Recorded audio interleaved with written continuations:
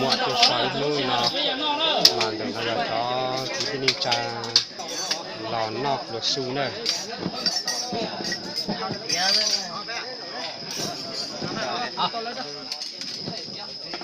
cái bà hậu đó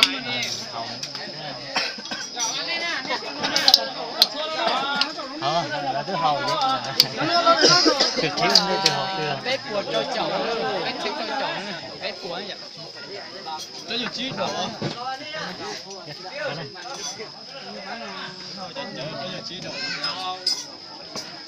rồi tôi rồi nó món này chuyện sới đào lò đấy đấy tôi là nó đào đấy cái thứ là hả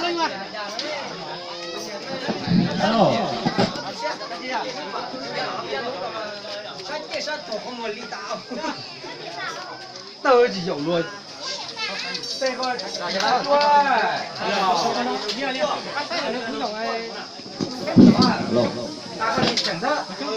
nè giờ nó tông á ít cùng đi thế mà cái cua quá ok chắc là chỉ cua đây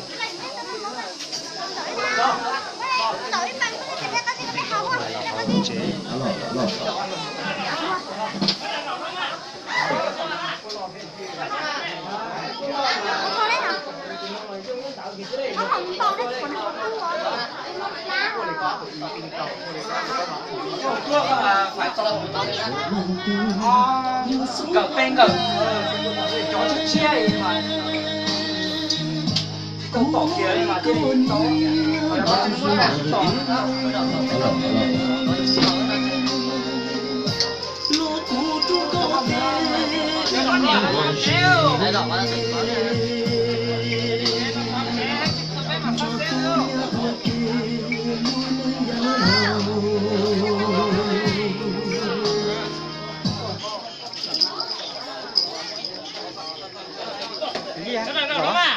nó chưa được không?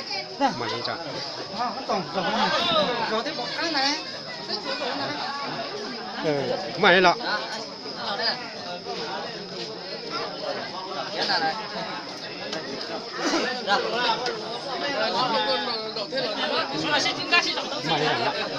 ta cũng chỉ quay cái xe mà lấy rồi Được thiếu. Cho đâu rồi à?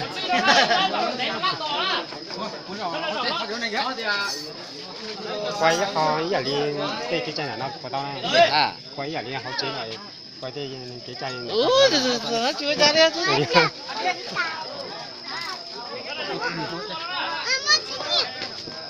đây là cho chết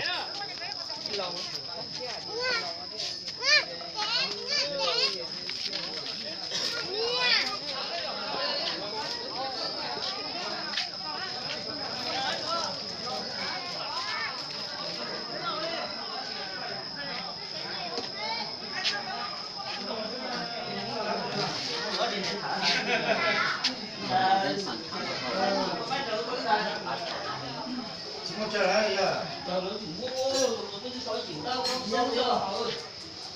Đây đó. Đây đó.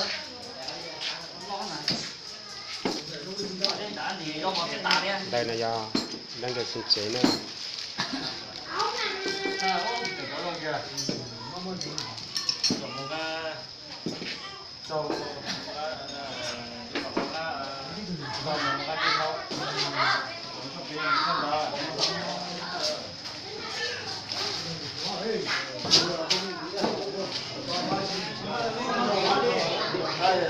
Nó là lúc thằng nó không được dây phép mà nó thức rồi.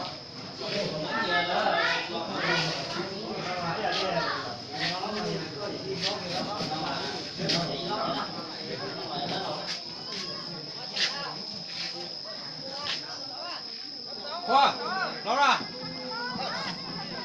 Cho cái gì nó ra? Đúng không nhờ?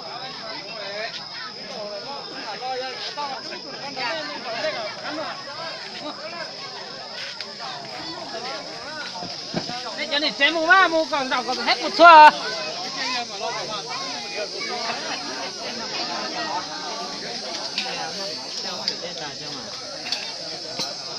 Tóm giờ của nào.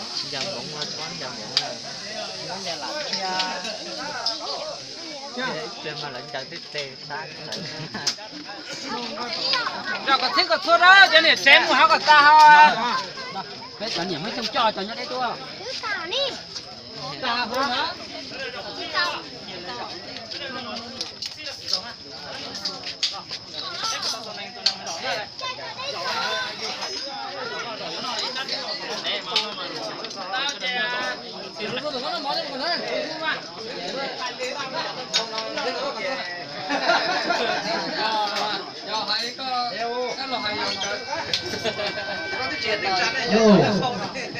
là nó cũng giàu ít từ sẽ chế hậu nó sẽ trùng thia tàu chơi tổng cái linh xa và tuân trò trò nó sẽ trùng thia nhiều từ mùa thế từ giờ đi tàu cẩu và lo cho cái dòng xe và lại tàu với cua mỏ có dài và từ mùa thế từ giờ đi tua nó ít cua mỏ cái dòng xe thầu và chạy cuốn lên nhau nó cho nên đó chúng tôi sẽ có cái linh trao và chuẩn tuân trò cho nó sẽ trùng tôi nói cua mỏ lúc nào thia chị ta đi qua cho đời châu và cho đời trẻ ba thì ba tờ nó giờ cứ lúc đó nó vào hậu kia ba ma lúc vào hậu họ tụi chúng phòng có một đồ ra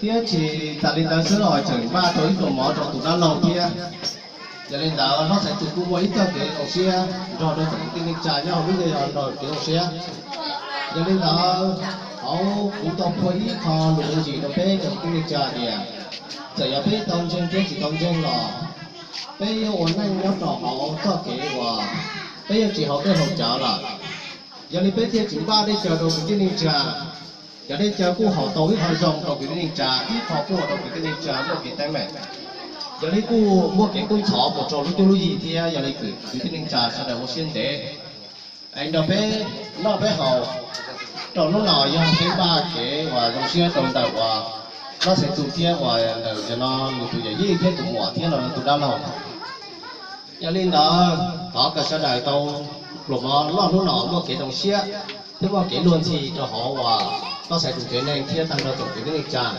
nó lục ta là sau một chuyện chỉ cái nó bao nhiêu dùng gì họ tụt chỉ phòng công mong cả sau này nó thiên nhau chùa thiên luôn thiên thì được tận đi thế và chỉ trong sau này nó họ sau này giải cái dấu thì món nó cả xíu nữa Rồi, đây. Rồi, đi rồi. Đó. Nó có thể chụp luôn hả ôi. Đó.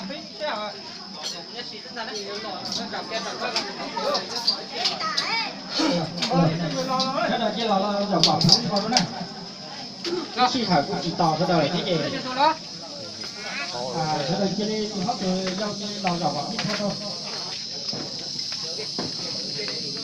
cái này chế nào cái này lo được một tí đâu cái này chế nào còn phú quay cái này chế tôi lấy tôi họ tôi lo rồi còn phú tôi biết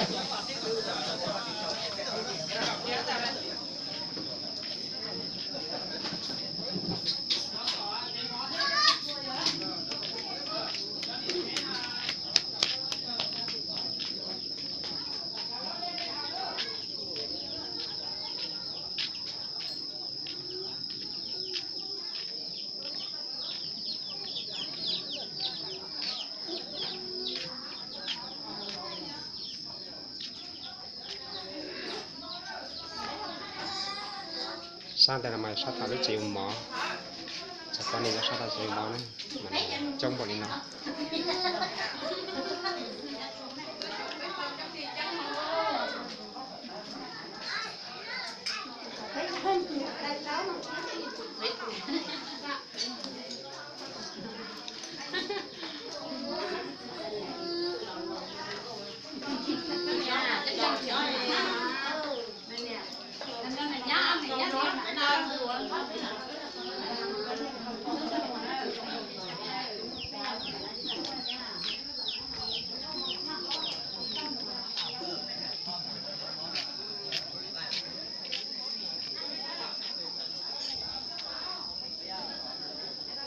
chơi thì tao trong bể sao là sao đã ba chiếc tàu này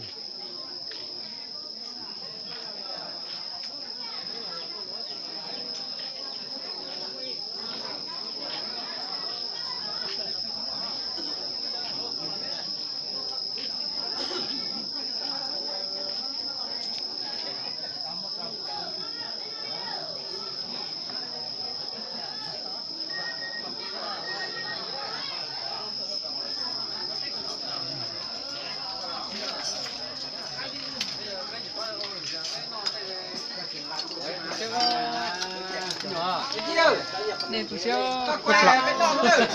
我领导kia cái chuyện nào vấn đề lo được không chứ ừ